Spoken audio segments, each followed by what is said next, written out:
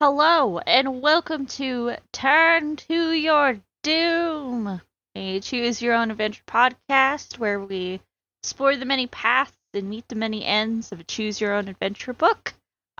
Today we are going to be reading The Time Travelin' by Bart King, and with me is somebody whose grandma has recently disappeared. Art. Hi, it's not because of me. It's because she was actually chosen to take the ultimate load, and turns out it wasn't. She wasn't ready for it. She wasn't Oh destined. my god. Oh my god. Wow, damn. Yeah, I That's know. rough. I know. Jordan Peterson's very sorry. I heard that thing, but here it is. I just want to play this. Not only can you take a load, you can take the ultimate load, and even better than that you find your true calling and destiny in your willingness to take the ultimate load. Yeah, she just turns out she doesn't have the destiny to have to take the ultimate load. God damn it. Yeah. Yeah, so this is one of the newer books. This was written in 2021. It has a sequel that came out last year, 2023. Just the date if you're listening to this far into the future. But yeah, it looks really fun. It was good enough to warrant a sequel. It has 23 endings, lots of rave reviews, and lots of illustrations. So I'm excited for this one. Yeah. Shall we get started? I mean, only if a bear shits in the woods. I don't know. Yeah, fucking go. I don't fucking know anymore. Just take me out behind the shed and shoot me, please. You lean your head on the window of the passenger side of your dad's van and sigh. It's been a long car ride from Florida to Wisconsin, and it's gotten colder and more terrible each hour of the trip. Snowflakes are falling faster and faster, and then you see the sign, Time Travel In. We're here, announces Dad as he parks. You've finally reached your missing grandmother's motel in Wisconsin. The place doesn't look like much. You can see a lobby attached to the front of the innkeeper's house. Your house, you mentally correct yourself. And there are also a bunch of guest rooms connected by an outdoor walkway. These rooms all face the parking lot, where two boys are at a shortened basketball hoop mounted on the side of the inn's roof. It sure doesn't look like home. You and Dad get out of the moving van, and it's so cold it takes your breath away. I already don't like it here, you think. You were sorry to hear grandmother Dolores went missing, but you still don't understand why your family had to move to this Wisconsin motel of hers. Sure, you love her, but it's always been a long-distance relationship. Sure, I love my grandma, but fuck you, it's cold. I don't want to go there. I don't think you actually love her, my dude. I feel like you don't love her enough to go to Wisconsin like every once in a while. Also, like, I mean, I know they're from Florida, and people from Florida get cold when it's like 60 out or something. Oh yeah, but what? Don't you see that guy over there? He's in his basketball shorts and sandals. It's snowing out. I mean, you're telling me you're telling me that guy is stronger than you? You're telling me that? Huh? Yeah. That's a 12-year-old. You're weaker than a 12-year-old right now. Me when I was 8 in California and it's like 55 degrees out and I'm wearing shorts and a t-shirt. Yeah. And I'm like, this is the greatest day of my life. It's no longer 80 degrees here. All right. Hey guys, Dad calls. One of the boys waves and smiles. He's wearing a jacket with a big deer head on the front. You ignore them and walk towards the inn's lobby. Outside is a sandwich board reading, "Opening soon." Inside there are old paintings and lots of bookshelves. A TV plays a history channel, and there is a huge eagle head mounted on the wall. Its eyes seem to follow you. "Mom?" you call out. Crickets. That is, all you hear is crickets. From the noise they're making, they must be big ones. Dad pokes his head into the lobby. "Mom's not here?" Dad asks, looking around. "She must be cleaning one of the rooms. Why don't you make some new friends?" Dad walks away through the walkway. You frown in annoyance. Your dad always assumes you and everyone else are as friendly as he is. But you go back outside, and the boy wearing the deer jacket comes over to you. "Hi, I'm Damien, and this is Trent. Want to shoot some hoops?" Hi, I'm She probably Damien. doesn't- My friend's Lucian. We're definitely not in a satanic cult. Don't worry about it. Yeah. My, Turns out it's not. My sister's name is Lucy, short for Lucifer. Damn. Oh God. Okay. She probably doesn't even play basketball, says Trent, ignoring you. "I'm Astrid. I just moved here from Florida." You lunge and steal the basketball from Trent. Then you dribble twice and slam dunk. "It's 1-0, your ball." "That was foul," complains Trent.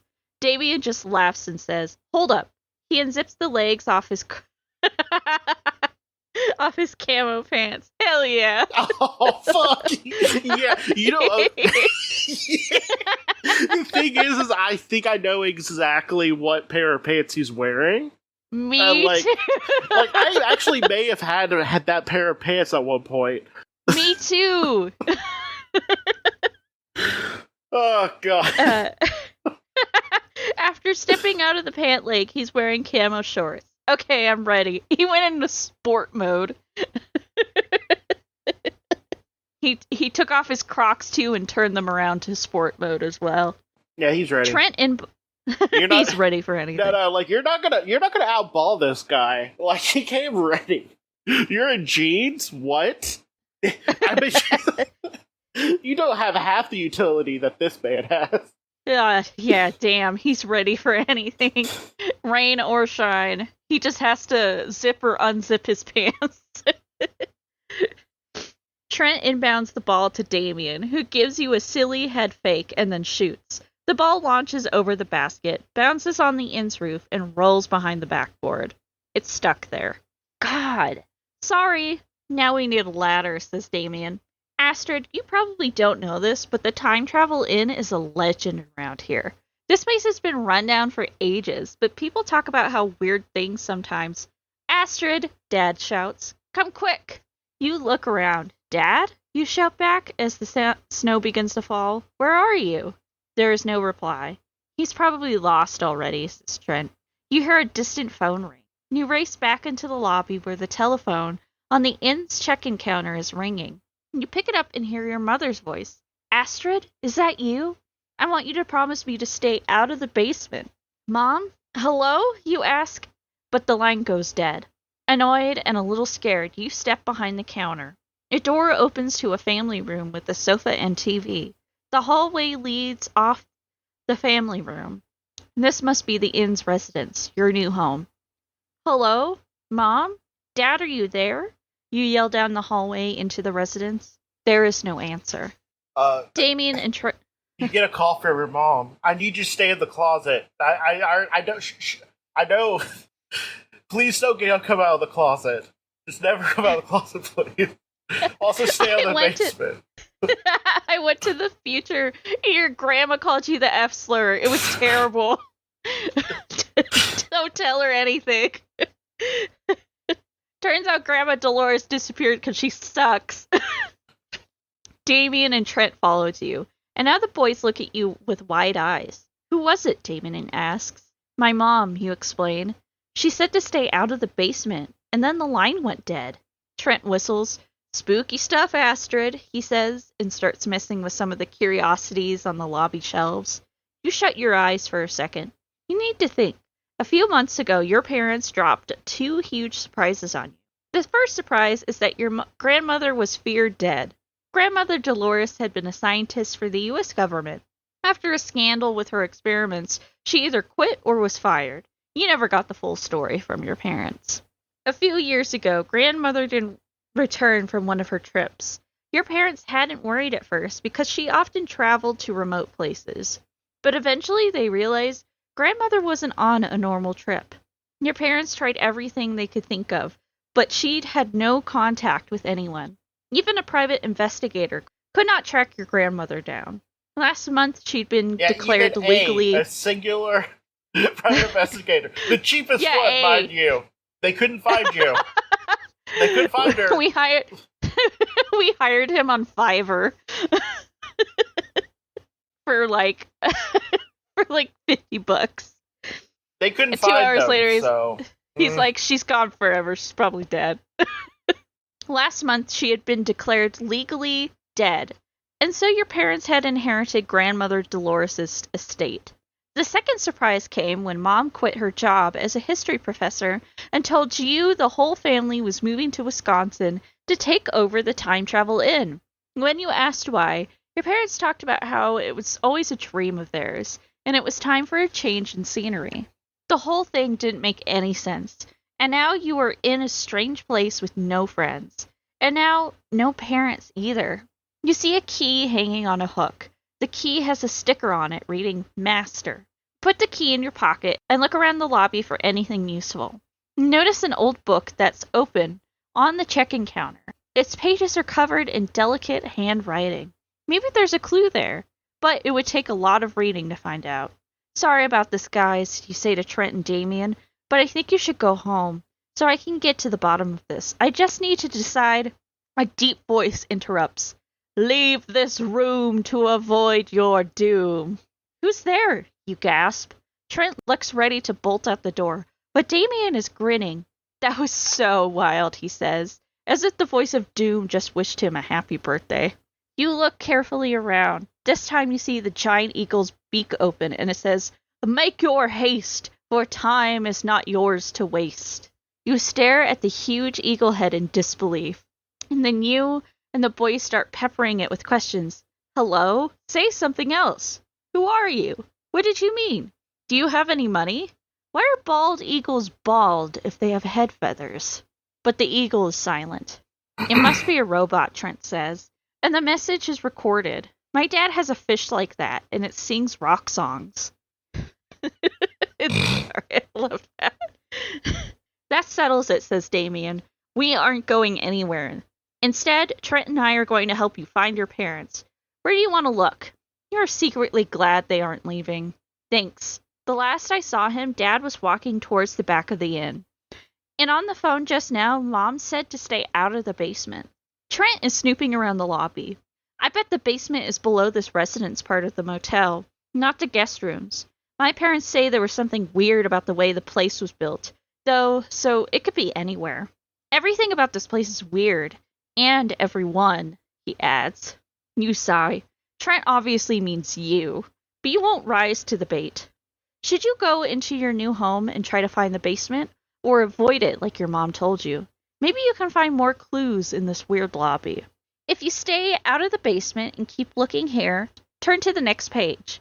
If you decide to find the basement and see if your dad is there, turn to page 15. So we can either go to the basement or we can stay here and look around some more. Let's look around first, and then go to the basement if it gives us the option. Okay. Your mom told you to stay out of the basement, so you decide you'll listen. You see that the phone on the lobby counter has a sticky note taped to it that reads, Press 9 to page.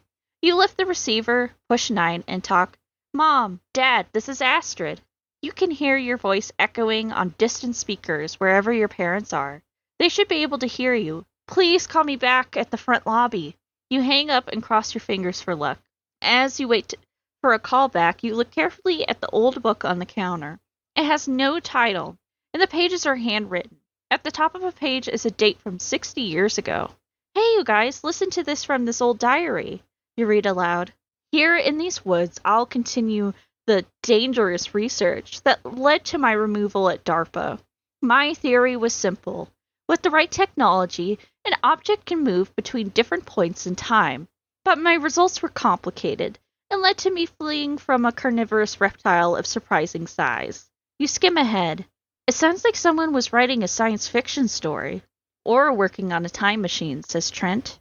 Or both. Hey, or both. Okay, Hey, imagine that this. Someone makes a time machine, and they Uh-huh. just use it so they can write their science fiction book without losing time for other stuff. Oh my god, I love it. I would actually, you know what? That would be a fun, I would say novella, or whatever. Like, of Yeah. someone who invented time travel, like stable time travel, and they don't use it for anything but mundane stuff, and people keep on trying to steal their time machine, but they, you know, they avoid it. Like, they never go to the future or the past. It's just like, I'm just gonna, like, pause time so I can take a nap, basically. like, It still gets stuff done. yeah, like that mundane. I would like that. The most boring time traveler in the world. Yes. Yes. Hey, that person worked for DARPA? Asks Damien. I did a social studies report on that. It stands for the Defense Advanced Research Projects Agency. So whoever wrote that must have been a real techno geek. You reach the end of the diary's first entry, and at the bottom is a signature. Dolores Elcinder. This is her grandmother's diary. You guys, you say breathlessly, my grandmother used to work at DARPA, and she wrote this. You keep reading aloud. I believe that some simple adjustments, guests at the Time Travel Inn will be able to move safely in time. Of course, the cost will be high. Trent interrupts with a laugh. Sounds like your grandmother believed in magic. Hey, be cool, says Damien. Remember, people used to think rainbows were magic until we figured out they were raindrops in the air getting hit by sunlight. He pulls a tennis ball out of his coat and tosses it in the air. Rainbows aren't magic? Asks Trent sarcastically. So I suppose leprechauns and centaurs are fake too, right? He cups his hands. Throw the ball here. Damien tosses the tennis ball to Trent, who drops it, and the ball rolls off towards the couch. You guys, Trent squeaks, look! He points at the couch. You look to the couch. Damien's tennis ball has rolled back and forth by a giant cricket. It must be 18 inches long. It's looking at the ball like it could be food. The cricket then glances up and locks eyes directly with you. Damien whispers, Astrid, I know bugs are bigger in Florida, but is that thing yours? Yes, you say sarcastically. I brought a giant cricket along to help me unpack my stuff. The cricket cocks its head and rolls the ball to Damien. He nudges the ball back to the cricket with his sneaker. You notice a piece of paper tied to the cricket's body. It looks like it has writing on it. It might be a clue as to what's going on here. Hey, big fella, you say softly, raising your hands to be non-threatening. The cricket looks at you curiously, but doesn't seem afraid. What do you have here? Dude, be careful, warns Trent. It's probably a carnivore. At that moment, the wind gusts outside. The sandwich board falls over and hits the lobby window with a bang. Startled, the giant cricket leaps high over your heads. As the three of you duck, it lands gracefully on the lobby counter, and then disappears into the family room behind it. You follow, grabbing the old leather book off the counter as you go, in case you need it as a weapon. Sorry, that sounded like my grandmother's invaluable diary full of her scientific research. I'm going to smash a cricket with it. You step into the family room with Trent and Damien right behind you. There are two doors off the room. One goes into the residence hallway, and the other one leads outside. This door is ajar, and you see the giant cricket squeeze through the door and outside, into the snow. You push the door to the outside wide open, and snowflakes and cold air rush in to meet your face. From here, you can see the Time Travel Inn's front parking lot. The inn's rooms are next to it, so guests can park and then walk beneath the overhang. The snow is falling thick and heavy, and some has blown under the covered walkway, covering the cricket's trail. You take a few steps, and the boys follow, but you see no sign of the huge insect. There it is, says Damien, pointing. The cricket is out in the snow, jumping around looking up at the flakes as if it's never seen snow before. Stupid bug, it's going to freeze if it stays there, says Trent. But before that freak of nature turns into a cricket ice cube, maybe we could sell it to a museum or something. Let's capture it. How cruel, you think. But maybe there's a way for us to save that cricket before it freezes. Maybe we could convince it to go into one of the rooms, Damien suggests. Didn't you take a master key, he asks you? If you agree with Damien and unlock a motel room to lure the cricket out of the cold, turn to page 18. If you go with Trent's idea and try to catch the cricket, turn to page 70. Let's try to catch it. Just grab it with our little grabby hands? Yeah, grab with your little grabby hands. Okay. This will actually tell me which tree we're on as well. Yeah, okay, I am on the right. We are on the second tree. Okay, cool. The giant cricket cavorts in the snow. Your feet scrunch in the new powder as you slowly approach it. Easy, big fella, you say, holding your hands to your sides. I just want to help. The cricket freezes and cocks its head. It doesn't seem afraid as you get closer and reach out to it. Then a snowball hits the cricket, and it makes a surprised chirp and then leaps away in the snow, heading up the covered walkway. Direct hit, laughs Trent. Furious with Trent, you chase after the cricket. More snow gusts under the walkway. You race towards the time travel in rooms that are farthest from the lobby. 32, 33, 34. You look around, but you can't see any sign of the giant cricket. You decide you'll have to turn back and retrace your steps. Suddenly, there is a crashing sound from the room beside you. Its door sign is written in Roman numerals.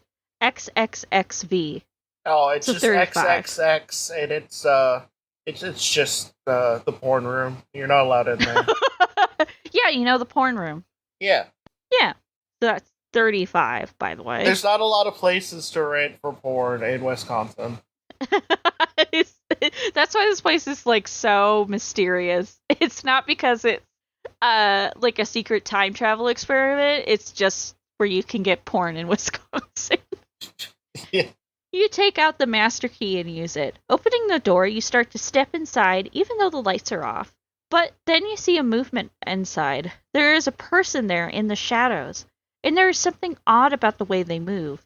You freeze with indecision. Whoever or whatever is in front of you, they're vandalizing your family's property. Uncool. But Trent and Damien are still way back by the lobby, and something about this room gives you the creeps. If you slam this door shut, turn to page 92. If you yell and confront whoever's inside room 35, turn to page 139.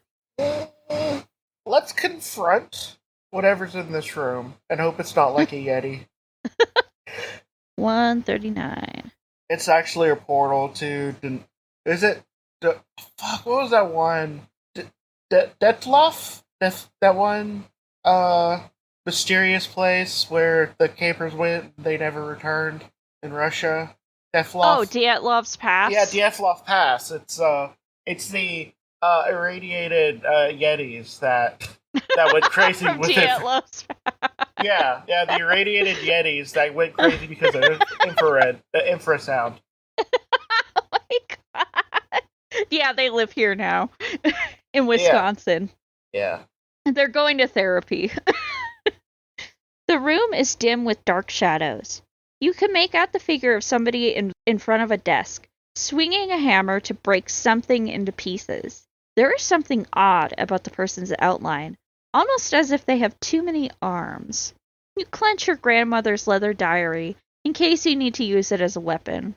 You should yell at the intruder, but what? You have no idea who or what your adversary is, and they look possibly violent. Excuse me? You yell. This is my parents' inn. I can't find them right now, but the figure spins around. Oh no! It cries in a voice that sounds like popcorn popping. Trent and Damien rush into the room to join you. As they do, the dimly lit figure pulls out a small gleaming device, and the next thing you know, everything ripples. Earthquake, Damien yells. You drop the diary and fall to the ground. But instead of a carpeted floor, you find yourself rolling in dirt. Sunlight blinds you, and as you look around, you see the odd figure from room 35 running away, disappearing into distant shadows. Then there is a clang of metal hitting metal, and a man wearing a helmet drops to the ground right in front of your face. He looks quite dead. Around you, a crowd roars. You stand up and brush yourself off. You are in the center of a coliseum. Not a modern sports coliseum, but an immense stone one. The building is magnificent, with rows of people rising up in all directions. You, Trent, and Damien are standing on the dirt floor of the arena. There is a heap of bloodied bodies in the dirt in front of you. Near it, 3 men are fighting wildly, looking like any one of them could be next to fall. And it's not an even fight. A giant armed with a huge axe is attacking 2 men, who only have small round shields and short swords. Those are gladiators, Damien says with wonderment. You guys, we're in a gladiator battle in the Roman Colosseum. A man with an eagle's crest on his helmet barely manages to block a blow from the axe, and he shouts, "Don't just stand there, pick up a weapon and help, or you're next." And then something strikes you in the head and falls to the ground. It's a half-eaten pear. You turn to see a man in the front row shaking his fist at you. "Fight, cowards!" he yells. Your ears sting, and it's sticky with pear juice. You don't know how or why this is happening, but this is real. You've heard of how people get a fight or flight impulse in emergencies, and now you understand what it means. If you grab a weapon and fight, turn to page 74. If you look for a way to escape, turn to page 142. The chances of us not tripping and being stabbed is way too low. So let's pick up a weapon and fight. Let's really go. Oh, let's go for it. Let's go for it. Okay, page 74. You steel yourself for battle. As you do, the giant smashes one of his 2 opponents in the side with his axe. The man collapses like a tree that's been cut down. Then, the massive gladiator glances over at you. "I'll have you infants for dessert," he bellows. "Weapons," hisses Damien. "We need weapons." Knives and short swords litter the arena floor, but using these in a fight would bring you too much close to the deadly axe. Instead, you pick up a long spear and heft it high. Then you take 2 short steps and throw the spear at the giant. The spear wobbles a bit, but flies true. But the giant easily dodges out of the way and laughs scornfully. You spot a defeated gladiator with a trident and a net.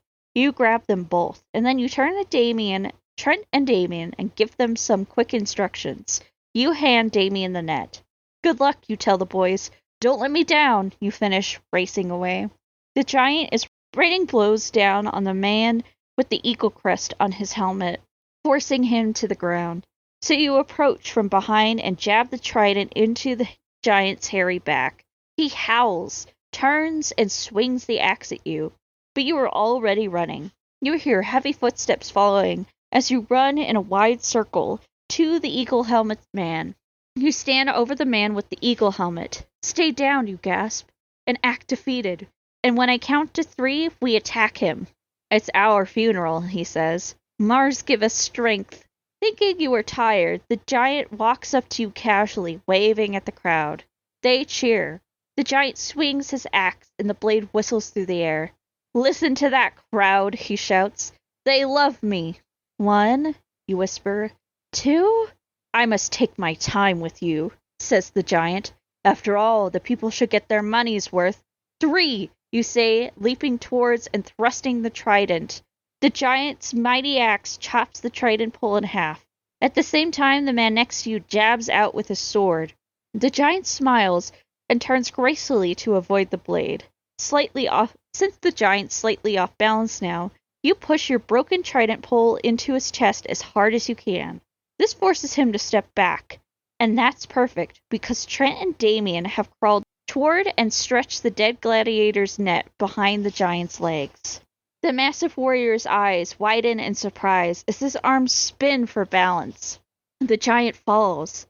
Then the man with the eagle helmet pounces. You turn away, but you hear awful crunches. The crowd goes berserk. You can't tell if they're happy or enraged. You grab your grandmother's diary from the dirt just before Roman guards rush onto the arena floor.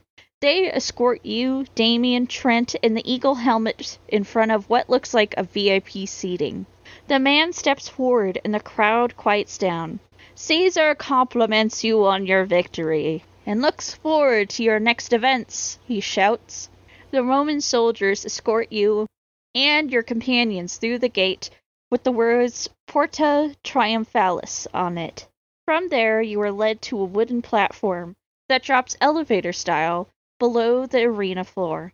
You walk past a complex system of cells. Inside, gladiators and even bears and lions are locked in. People bustle everywhere. It's a little like going below the decks of a mighty ship, or being backstage at an immense play. Your group is locked in a large cell with rusty bars. You sit on a stone floor. Trent is pale and exhausted, and even Damien is silent with his thoughts. Trent is pale and a little whiny. I don't like him that much. He's a little bitch. Looking for answers, you open your grandmother's diary. My calculations show a moment in the near future when, for some reason, time stops for the human race. I call it the Doomsday Event, and have traced its beginning to key moments in the past. My plan is to stop this event. It involves traveling back. I have questions, interrupts Damien. He ticks them off on his fingers. Is this a weird dream? What was that thing back in the motel room? Did we really just travel through time to ancient Rome? And who is this guy? The gladiator laughs. I am Dentatus, and Rome is not ancient. It is young compared to Babylonia or Greece, but the Roman Empire is vast. What province do you three come from? Oh, okay. His name is Dentus. I wanted to make a teeth reference. What was it? It's called vaginal dentatus or something? Vagina dentata. Vagina dentata, yeah. That's his sister. Also, apparently they're doing a teeth musical. Oh, really? Yeah. Mm. It's interesting. I had no idea. Don't know what else to say except for, wow, interesting. But Yeah, I know, right? Like, cool. Like I didn't mind the movie, but it's been a long time. I think it's better for a reference point than anything. That's mostly it. Yeah, honestly. Yeah. Before you can try and explain Wisconsin to this glad. Okay. Break his psyche so, you by know what? explaining this great. Okay, first cheese. Okay, like people will say that American cheese is bad, but actually, if you have actual like American cheese and not cheese product, it's actually pretty good. It's a nice combination of like a Monterey and stuff. It's actually really good. Yeah, I would say that the stuff coming out of Wisconsin is like worthy of being on the world stage of cheese. It's really like what are you talking about? Okay, do you know about the Packers?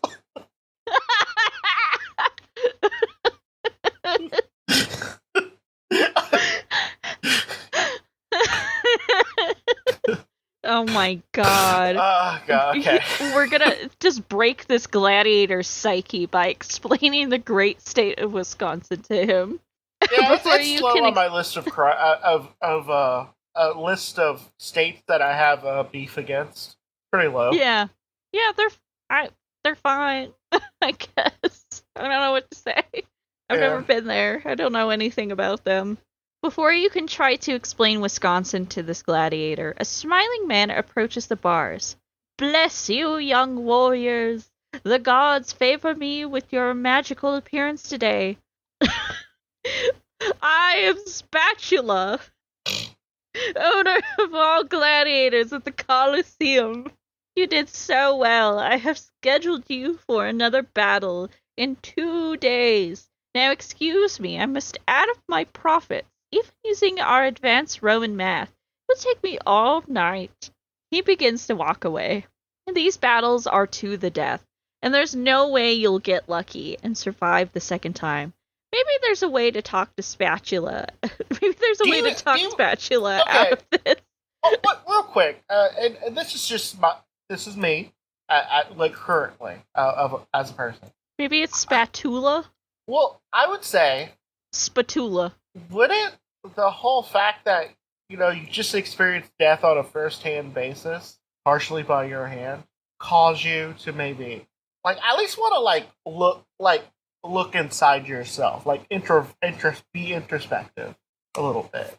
Like I feel like until you become a cold-hardened killer, like supposed to react to stuff like that. React to Nah, man, violence. I'm 12, and I don't care. Oh no, they were in those Call of Duty lobbies in the 2000. Damn. Yeah, that must be why. All right. They're hardened veterans. Yeah. If you ask Spatula to wait, turn to page 65. If you decide to wait and make a plan with your cellmates, turn to page 84. I mean, didn't he just basically just enslave you, like now? Yep. Yeah, he just said he owns all the gladiators, and I guess you're a gladiator now. I don't know. What? I'm not sure. We can either try to talk to this dude, or we can make a plan with our buddies. Those are our Let's make a plan options. with buddies, because you know what? Really helps. Buddy plan. Buddy plans. Buddy plan. All right. Spatula disappears into the dark hallways of the Colosseum.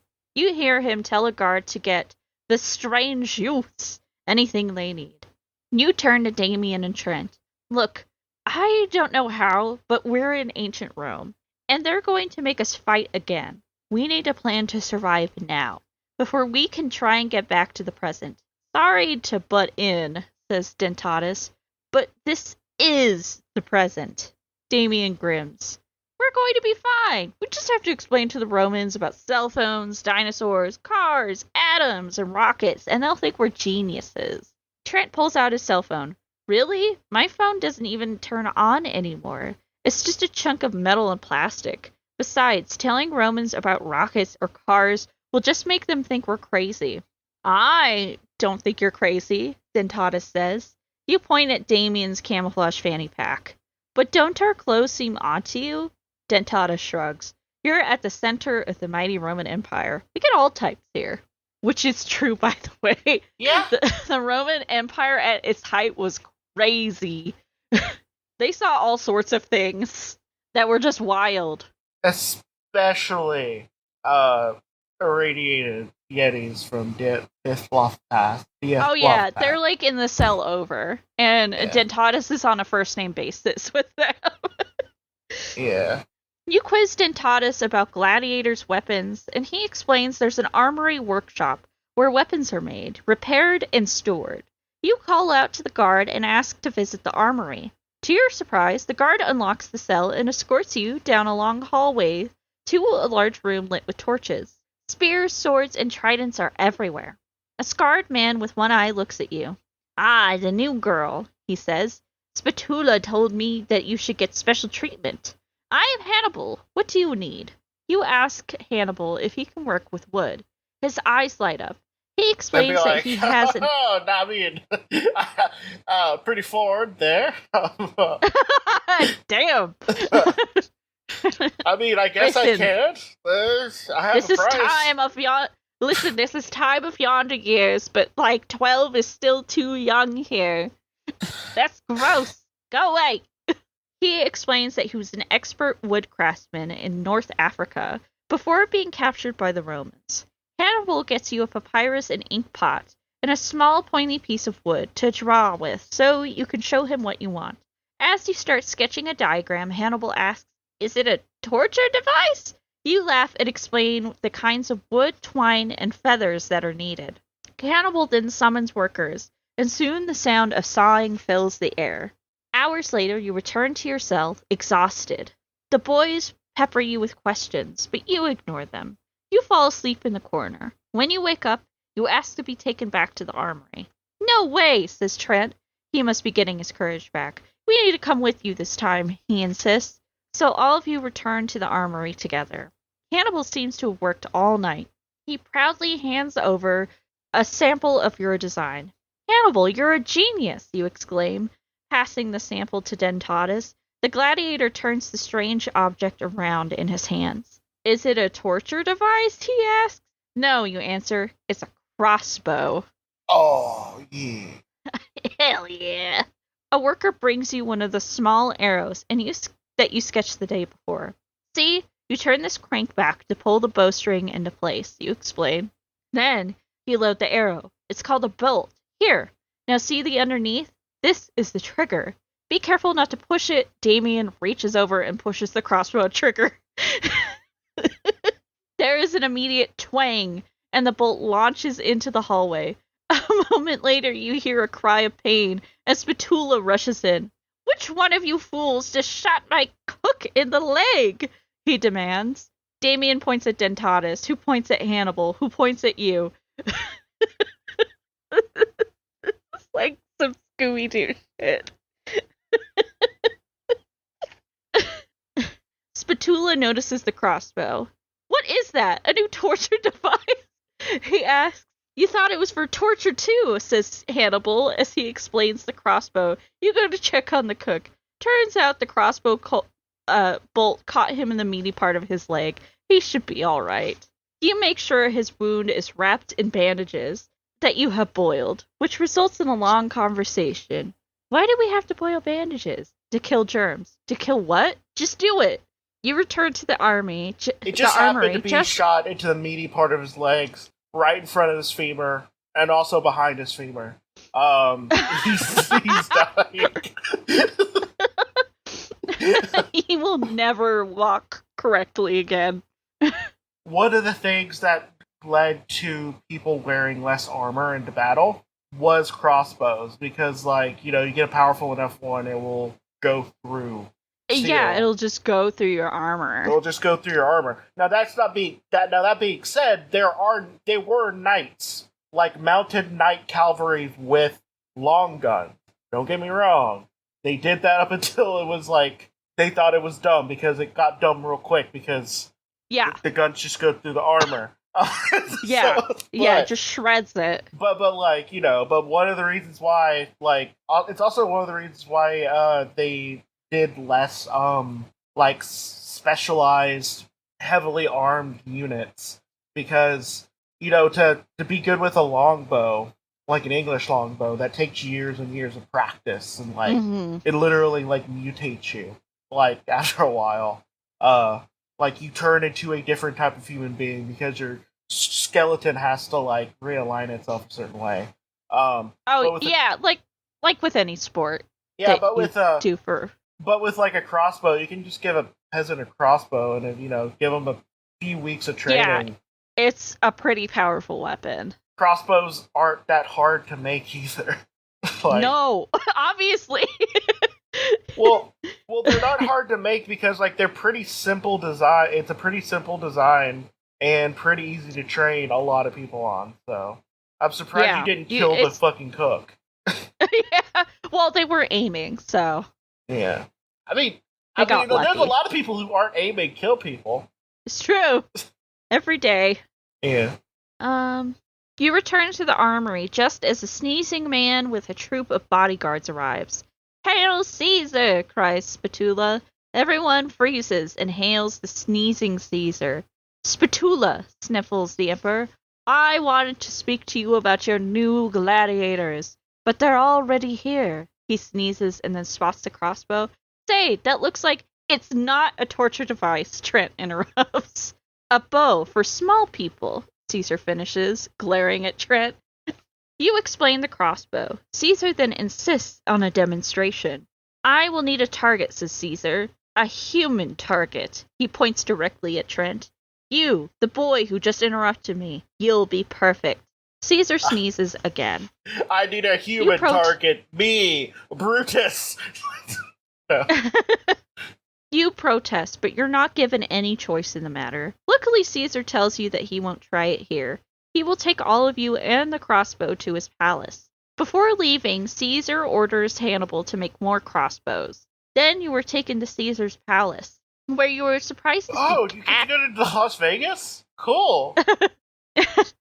where you are surprised to see cats everywhere. What can I say? I'm a cat person, sneezes the Roman emperor. You guess that he has an allergy and suggests that the palace be carefully cleaned and the cats restricted to certain rooms. Your plan works. Caesar's sneezing immediately improves, and he considers you to be an invaluable wise woman. Dentatus is made the head of the Bureau of Barbarians, while Damien is happy to wander the palace and amuse people with his outlandish stories. Caesar never forgives Trent for the interruption, but he does let him live. You were kept under careful watch, and as the years pass, you wonder what became of your parents. Eventually, you think your memories of being from the future are all just some fantastic dream. The end. Oh, I mean, I guess it's not the worst place to be in history. I guess. Yeah. Well, especially if, like, once you impress a crazy Roman emperor, like, you're good. Yeah. You don't gotta worry about much else. Yeah. I mean, you're not slaves. So, there's that. All right. So if we go back, let me make sure. I'm pretty sure that was yes. All right. I think we can real quickly go back through the decisions because that's the end of this particular branch. So if we go backwards through, because wow, we made it through without without dying. That is the good end of the tree, pretty much. Wow, cool. I think we'll see. This other path might lead somewhere. So if we go back to the very last decision, and instead we decide to speak to Spatula, you know you won't survive another battle in the Colosseum. As Spatula walks away, you call out, "Wait! What if I could share something more valuable than our fighting? It will make you rich beyond your dreams."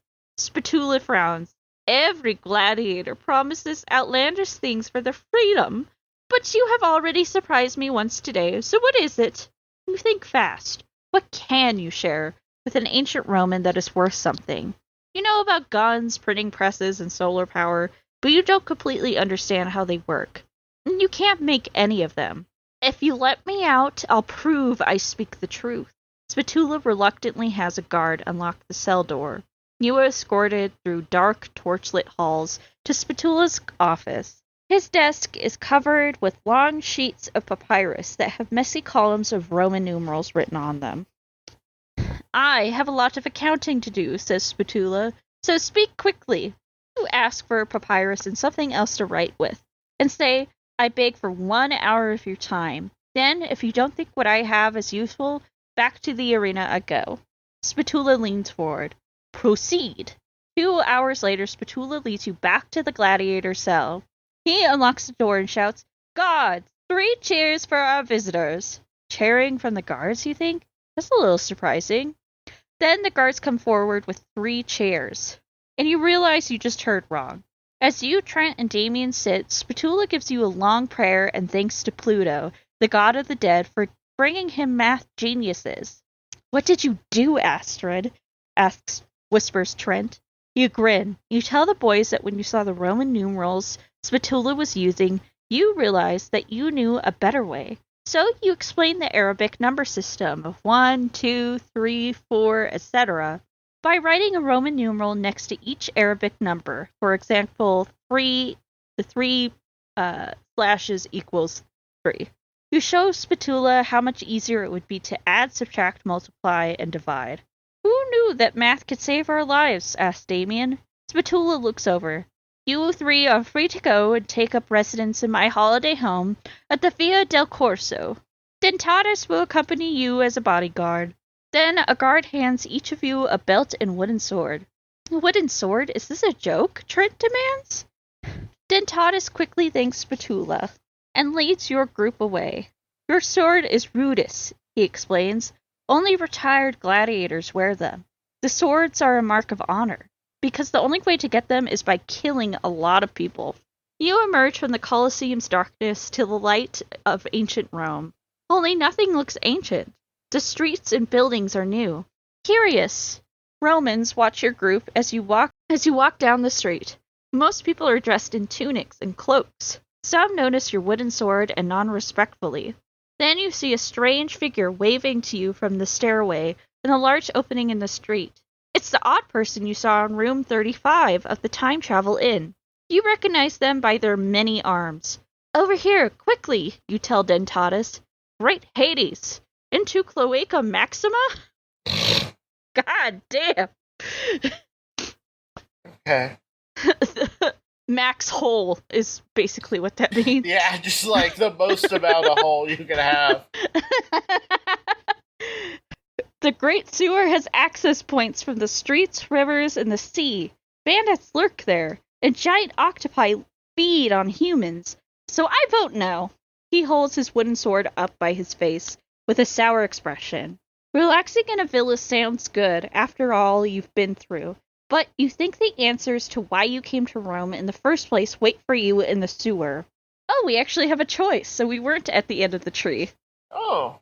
If you insist on going down into the Great Sewer, turn to page 144. If you continue on to Spatula's villa, turn to page 49. Right. Yeah. Let's go to the villa. Glance back to the spot in the Great Sewer where the odd figure waved to you. But it's gone now. And the idea of returning underground right after being beneath the Colosseum doesn't sound good. Let's keep going to Spatula's villa, you agree. Carts, chariots, and people on horseback pass by on the road. Dentatus waves to the group of 20 strong-looking people and shouts, 2 leaders, over here! Some men carry over 2 closed-up carriages on high platform. You and Damien climb into one, and Dentatus and Trent take the other. Then the men lift the litters onto their shoulder and begin walking to your destination. How weird, you say, as the litter rocks you back and forth.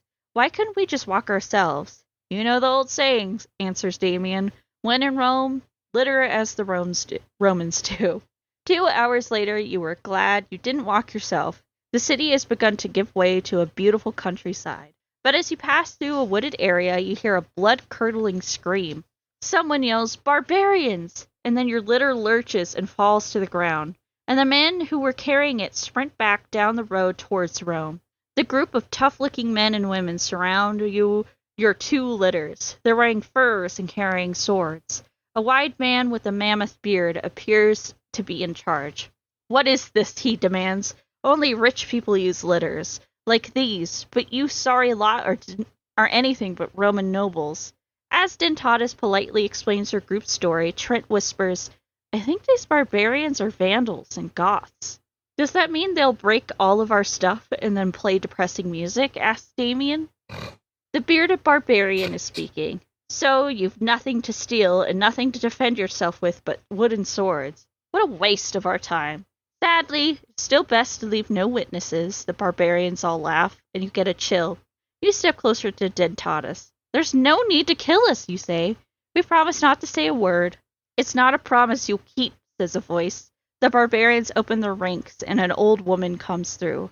She pushes an uncorked leather bag in your hand. Drink it, she commands. Whatever it is, the bag smells awful. Not thirsty, you say. Then the old woman holds a razor-sharp knife to your throat. As you drink, it's awful, like a smoothie of burnt mushrooms and raw chicken juice. After the old woman makes Damien, Trent, and Dentatus drink, the barbarians disappear back into the trees. The 4 of you decide to keep walking to Spatula's villa. Then you meet a girl leading a donkey. Dentatus tells her what happened. Oh, the barbarians use MCJ, she says. What's that? Damien asks. Memory-canceling juice, says the girl. It's a magical potion the pagan priests make to stop people from remembering. You smile. That's just a superstition. I drank some and my memory's fine. I can remember talking to Spatula, fighting in the Colosseum, and you realize you can't remember anything before that. Damien raises his eyebrows. Astrid, don't joke around. You remember the Time Travel Inn, right? He looks confused. Wait, what were we just talking about? You shrug. It must not have been very important. Anyways, let's get to the villa. I have dibs on picking the first room. The end. Not the worst, I guess. Damn, that was some good juice.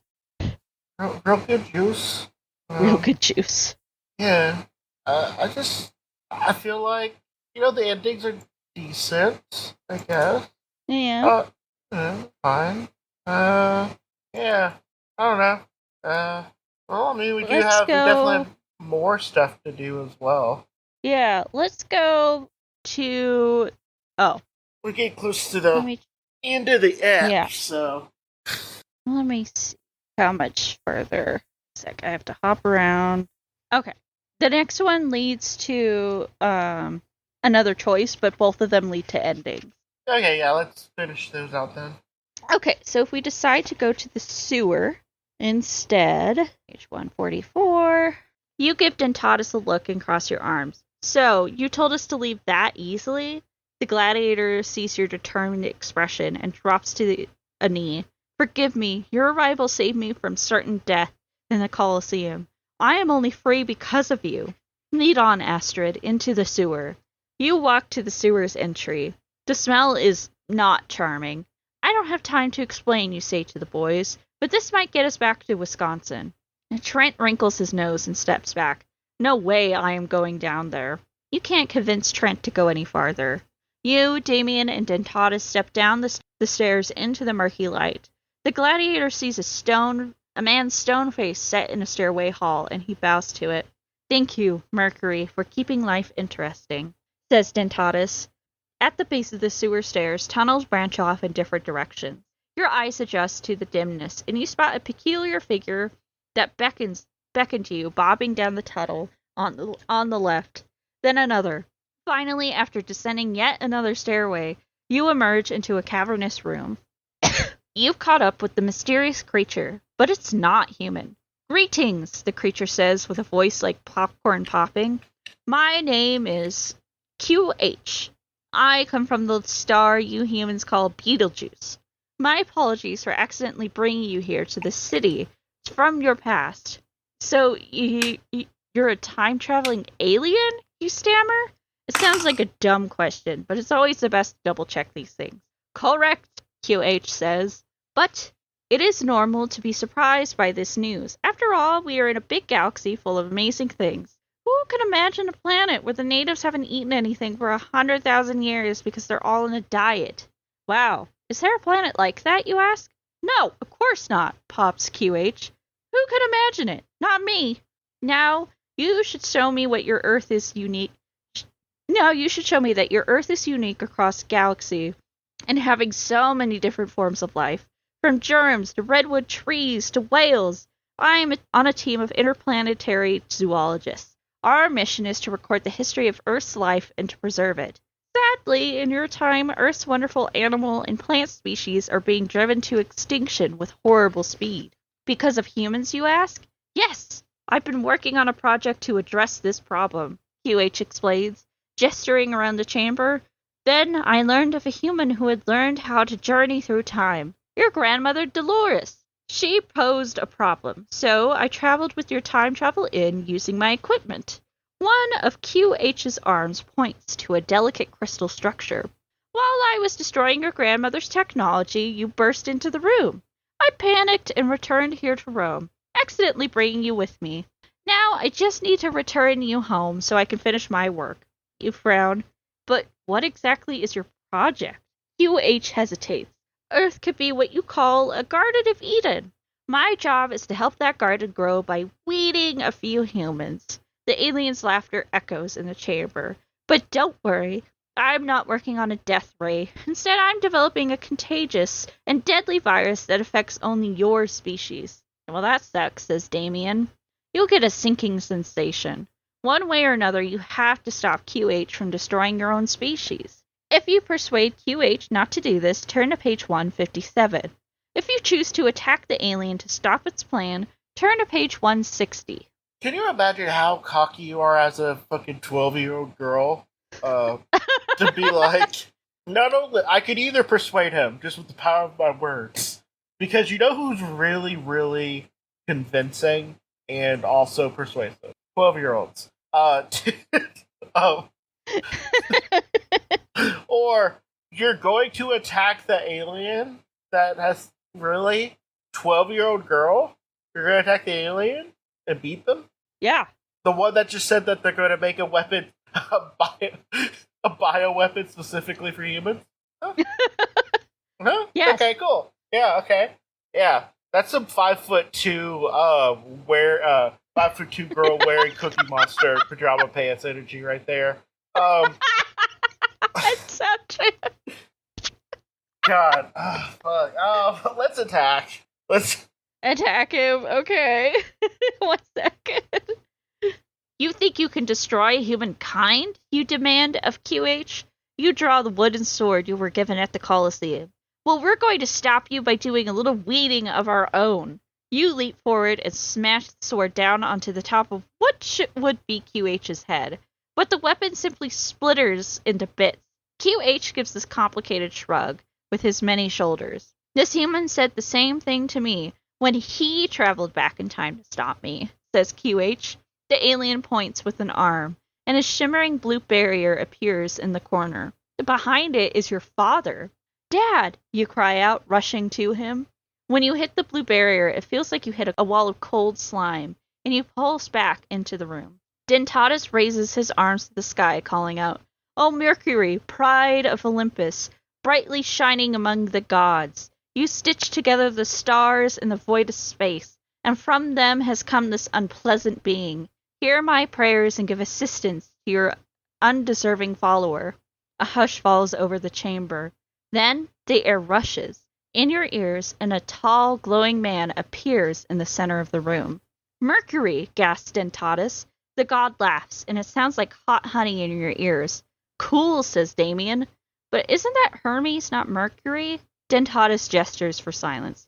Hermes is the Greek name for the god of messengers, thieves, and merchants. But we're Romans. We call him Mercury. Now quiet. I have come from atop Mount Olympus, down to the great sewers, so it's already quite a day, says Mercury, as he looks at QH and frowns. This child from the stars has wandered far from home. Then I have to go back. 1 moment. Mercury raises his staff, and QH rushes to push a button that sends up a protective blue force field. As it appears, the force field holding your father vanishes. Golden power streams from Mercury's staff, and it hits QH's force field and flows around it, destroying the equipment behind the alien. Vials and beakers break. "Useless god," cries QH. "You've released my virus before it's ready. Now it will take thousands of years for it to mutate correctly." As the alien and the god battle, Damien sneaks over to a fragile-looking part of the alien technology and begins hitting it with his wooden sword. "Please don't," pops QH. "You might tear a hole in the space-time continuum." The whole chamber dips. Next thing you know, you fall through the air and land in snow. You're back in the parking lot of the Time Travel Inn. And so are Damien, Dentatus, and your father. "Dad, we all made it back," you yell, running towards him for a hug. "We changed history and we're safe." Damien looks thoughtful. "I guess this raises 3 questions. Did we just go on an adventure or have a terrible experience? Were we using a time machine or was it using us? And what the heck is that?" He points to room 35. There's a small black rip in the air just above the doorway. It's pulling snowflakes into its blackness and growing larger as you watch. You can feel the air around you sucking towards it. "It's the rip in time that QH warned us about," you cry. "Dad, we need a ladder and fast." Your dad runs off and then returns with a ladder. You wave him to the basketball hoop mounted on the motel roof. He holds the ladder and you race up and pull out the basketball that's still stuck there behind the blackboard.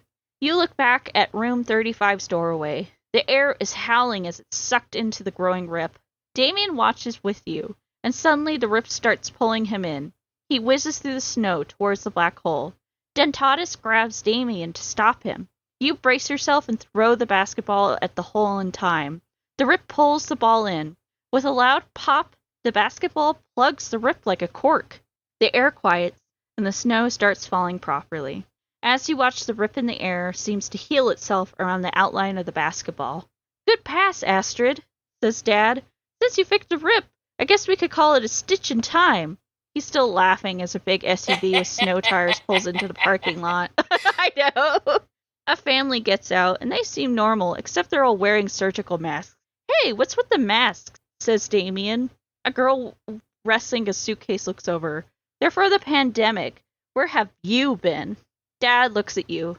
"Remember when QH said that his virus might take thousands of years to mutate? Oh, I think no. it's finally working." Oh, Uh-oh. no! Hey, do you know where we could get some masks? You asked the girl. Oh, no! Oh no! They made. Well, I guess COVID only killed millions of people instead of the entire human race. Yeah. Yeah. Not great. I mean, if it had happened in Roman times, it probably would have killed everybody. Well, I mean, the Black Plague did, happen. It almost killed everyone. So. Yeah, and it had a higher mortality rate. Yeah. It was anywhere from 30 to 60 to 90, depending on what strain of Black Plague you got. Also, depending on if you were washed your hands or not. So as a general thing. That was another one of those things that people blamed on Jewish people because they were just cleaner. Yeah, they took it was like because you were supposed to take baths in the Jewish faith at the time. Yeah, that was like the whole thing. Yeah, actually, the Romans might have been okay. Like they actually bathed a decent amount. Yeah, they had a really big bathing culture. Let's see. Closest places: North Africa bathed quite a bit. Greece bathed. I don't know about the Visigoths or the Norms. No, they didn't. There's no way. They turned into the white people who brought smallpox over. Yeah. Nordic peoples bathed a lot, actually. Yeah, Nordic people they were pretty clean. I'm talking about the Germanic people. Like they were. But yeah, the Visigoths and the also Normans. Never mind. I was gonna try to make a joke about wanting a Visigoth GF, but I don't know how to formulate it. Your Visigoth GF kisses you on the cheek as she leaves for work. Gotta go sack Rome, babe. Have fun. But yeah, that's the end of that branch. So next time we can either explore the whole other side of the book. Yeah, let's do that. Because there's 4 distinct branches. The other side of the book is much shorter than this one. This was a lot. There's a lot. Yeah, there's a lot. Yeah. I like this. I like how it's written. This was fun. Trent is really annoying. I'm glad he's stuck in Roman times. I'm glad that Trent's gone. We at least, and we also found our dad, so we got that at least. Also, we have a gladiator buddy who's definitely gonna die. Yeah, you know what? Oh my god, he's gonna die so hard. Oh man. Oh my god. I was gonna say our dad can marry Dentatus, and then we'll have 2 dads. No, it's COVID time. Yeah. He's so dead. And not to mention all the other diseases that we have experienced since he's then. Gonna somehow get airborne hep C or something.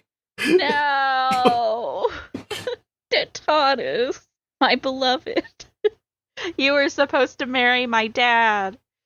Well, this was fun. Well, I guess I'll do a quick plug. You should go check out. We did a podcast. It is done. It is over with. It is completed. Called Over Innsmouth, where we read the complete works of H.P. Lovecraft. We did commentary over all the stories that we read, and then we did audiobooks for most of them. Some of them were just too racist or boring to do audiobooks of. Or both. A lot of them were both. But we did do commentary, so you get some of the story still. But, if you're interested in that, and H.P. Lovecraft, and ranking and breaking down of his stories, some very quick analysis of them, go check out Over Innsmouth. It was really fun to make, and I have very fond memories of that podcast. Yeah. Yeah. Other than anything else? No, not really. Yeah, well, this has been Turn to Your Doom. And remember, maybe don't chase a many-armed alien into a darkened hotel room. Okay, bye! Bye!